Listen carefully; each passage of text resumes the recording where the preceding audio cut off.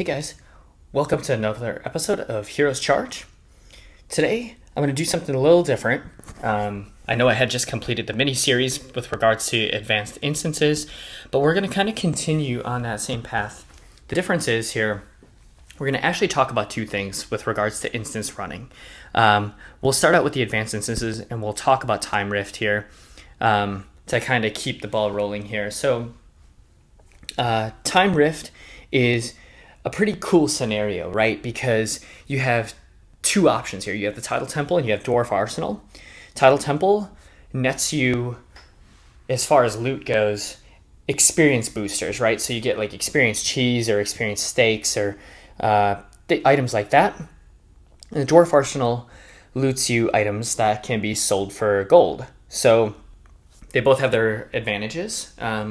Some maybe at certain points in the game for you more than others.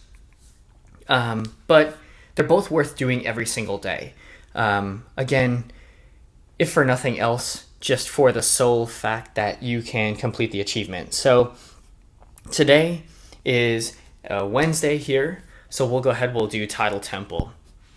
So Tidal Temple I've actually had some pretty good luck with. I've been able to complete it on difficulty 7, which at my level I think is pretty good. I don't know, I guess maybe that's just me eyeballing it, but we'll kind of walk through this together here. So the real trick here with Tidal Temple, and you'll see this actually in the first wave here right away, is that these guys, these Naga type characters, or enemies I should say, are capable of doing exactly what you just saw. They can turn us into stone, they can put us to sleep, which are all basically disabling features. Those kill you a lot. Not so much because it knocks a lot of time up off the clock or anything like that, but more because it doesn't, in like a healer's instance, let's just say I have Chaplain here to heal me and keep my guys alive. In that instance, she can't pop her ultimate and heal my team back up.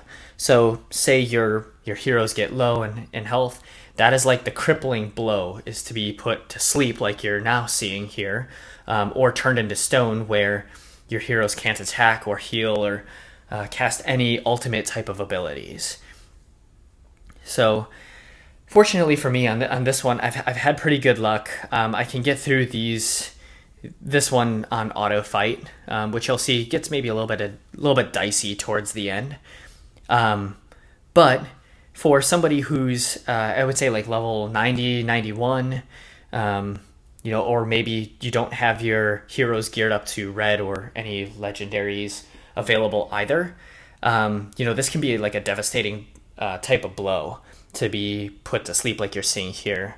Because you can already see, I mean, my Frost Mage is pretty low, and actually there she goes. She goes down on auto fight. So I might be able to keep her alive a little longer if I utilize, or if I don't utilize the auto fight capability here, but just for the sake of kind of getting through it, I just roll with it and let it go. To be honest, Fallen Dominion is probably an excellent choice for this, regardless of the difficulty level. Your tank obviously can vary because tanks have different capabilities. Some can heal themselves, some just can absorb tons of damage.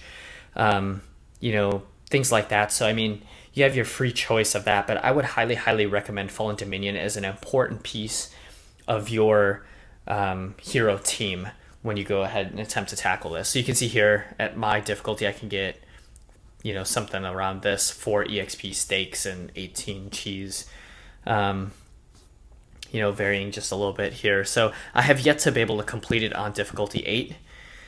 We'll see, hopefully once I get team level 93, or I don't know, worst case scenario, team level 94, and have my heroes trained up, geared up. Hopefully by the time I'll have a few more reds or legendaries that I can utilize.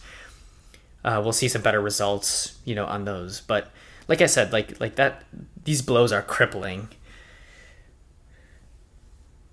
Now, fortunately for me, I think what allows me to be able to do this on auto fight is the fact that I have 4 heroes in my team currently that are geared up to red, which is pretty strong. I wouldn't say it's necessarily rare for a level 92 to have 4 or 5 characters that are red, with my most recent one being Emberblade here. But I would say to have numerous heroes that are at red is maybe slightly ahead of the curve. At least that's the kind of my take. It's pretty difficult to get a hero to red with regards to gearing. But again, you're seeing right now the real reason that Fallen Dominion is so powerful in this level. He's virtually immune to being put to sleep when he's transformed, or to being turned into stone. So when those Naga enemies cast those spells, as long as he's transformed, he seems to kind of like avoid that, and he can still do some significant damage. He does pretty significant damage on the regular, obviously. You can see here about 4,500, some critical hits around 9 or 10,000 damage, which is pretty. I mean, it's pretty important to have that kind of damage output, even if the rest of my team is asleep, tank and all. So again, you'll see here I'm probably going to end up with 2 stars when this is all said and done.